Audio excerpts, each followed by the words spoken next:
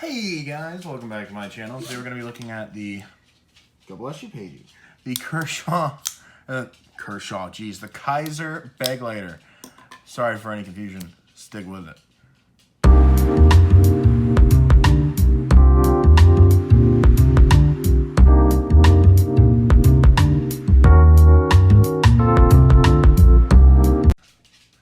So guys, looking at the Kiser Vanguard series Begleiter. This is not the newer Begleiter that they came out with recently. This is the original Begleiter slip, which is the Vanguard series Begleiter. So let's do some size comparisons here. Standard US penny. Everyone's got these lying around. No one uses them really. Everyone carries a card now. Also looking at another thumb stud opener. Here's the Cold Steel Pro Light Tanto. Been carrying this guy quite a bit recently. The Kershaw Skyline. A little different in blade shape and size. Same thing with the Tanto, of course. Benchmade Griptilian.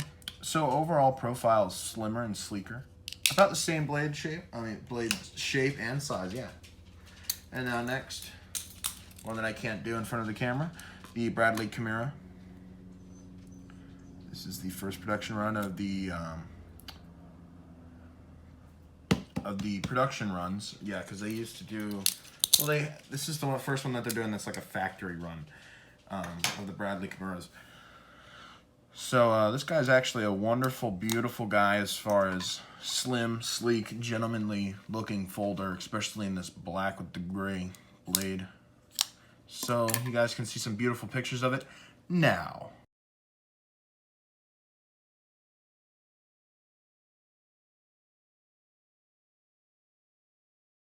So guys, going over some specs of this guy. Blade length on this comes out to about 3.5 inches.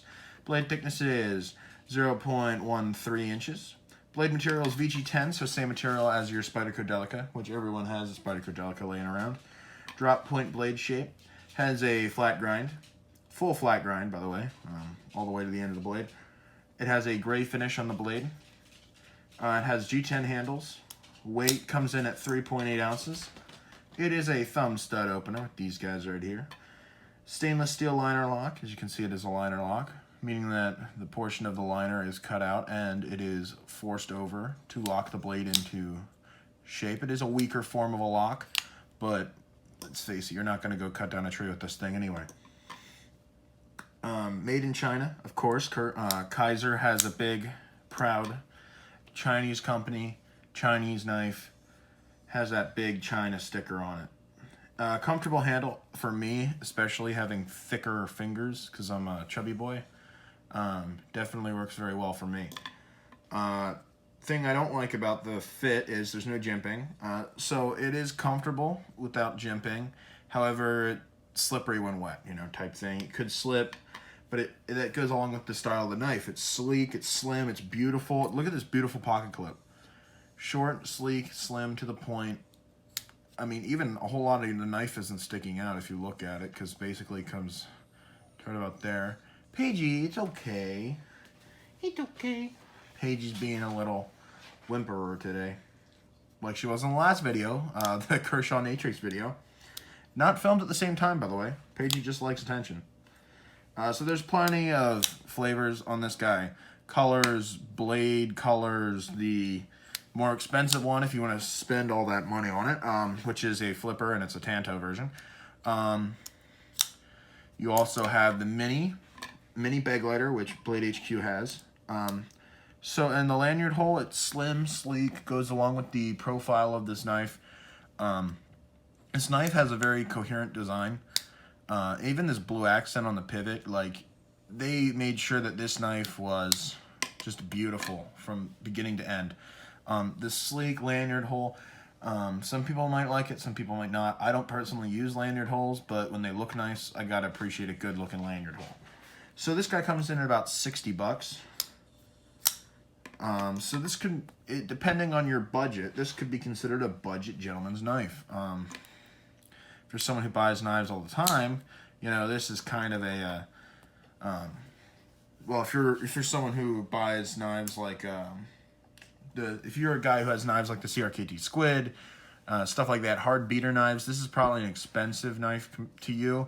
But if you're a guy like me who buys knives like this, you know, that's $100. You know, this is kind of a mid-rangey.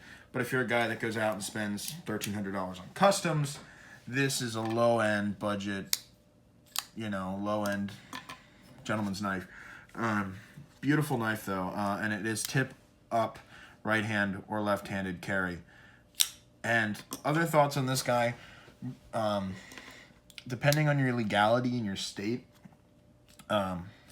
depends on how well you're going to be able to carry this with it being a 3.5-inch blade. So that's all up to interpretation, basically, because Pennsylvania and normal folders, don't take my words for this, look up your local knife laws.